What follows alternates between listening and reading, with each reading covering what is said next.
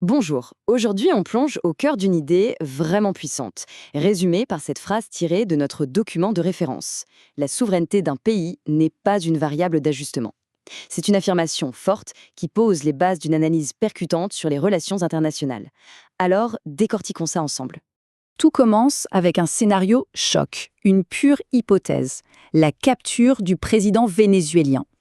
Alors que ce soit réaliste ou non, peu importe. L'idée ici, c'est de s'en servir comme d'un électrochoc pour lancer une critique assez profonde de la politique étrangère et de ce qui est appelé la mécanique impériale. Et cette idée un peu folle nous amène directement au principe fondamental de toute l'analyse. Un principe qui est présenté comme totalement non négociable, la souveraineté, vue comme un absolu. Mais alors, qu'est-ce que ça veut dire concrètement que la souveraineté n'est pas une variable d'ajustement? Eh bien l'idée, elle est à la fois simple et radicale. Ça veut dire que le droit d'une nation à décider pour elle-même ne peut pas être mis dans la balance, il ne peut pas être sacrifié ou, disons, ajusté pour servir les intérêts d'une autre puissance. C'est vraiment le pilier de tout le raisonnement. En fait, l'argument définit la souveraineté presque plus par ce qu'elle n'est pas. C'est simple.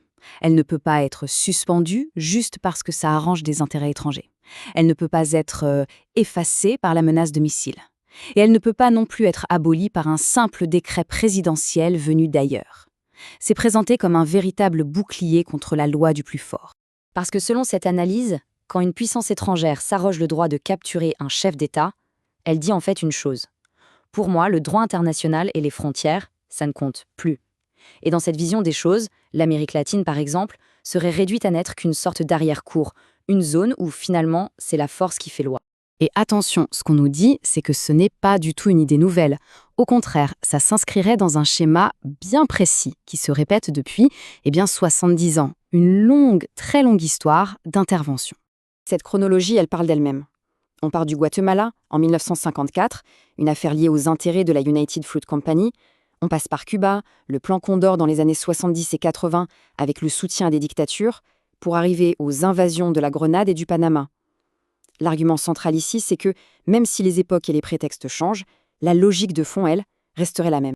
Et ça nous amène à une tension hyper intéressante dans cette analyse.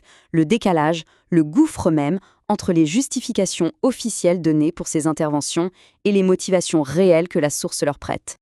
Là, on voit bien les deux discours qui s'opposent. D'un côté, le récit officiel qui s'adapte à l'ère du temps. Avant, c'était combattre le communisme, puis le terrorisme ou encore la tyrannie. Et de l'autre côté, ce que la source avance comme étant la réalité cachée, tout simplement renverser des gouvernements qui ne sont pas dans la ligne, protéger des intérêts économiques ou discipliner des peuples jugés un peu trop indociles. L'idée, c'est que le premier discours ne serait qu'un habillage pour le second. Alors, si on suit ce raisonnement, quelles sont les conséquences de tout ça? C'est la dernière partie de l'analyse et elle est assez sombre. On entre dans ce qui est décrit comme un monde sans règles. L'impact sur l'ordre mondial serait tout simplement dévastateur. Cette citation le résume de façon brutale. Le droit international n'est plus qu'un chiffon, l'ONU un décor inutile. En gros, si la force l'emporte toujours sur le droit, alors les grandes institutions internationales perdent tout leur sens. Elles ne deviennent qu'une façade. Et le message envoyé au reste du monde serait du coup limpide et assez glacial.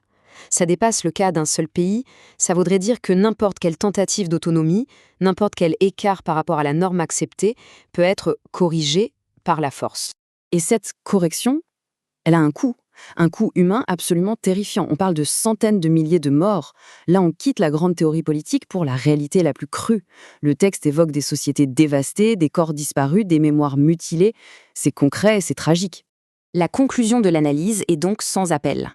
Ce n'est pas juste une série d'entorses aux règles. Non, c'est pire. Ça créerait un nouveau système.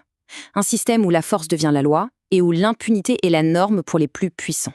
Et toute cette réflexion nous laisse avec cette question, une question fondamentale qui résume tout l'enjeu. Qu'advient-il du monde, de notre monde, lorsque la force remplace systématiquement le droit?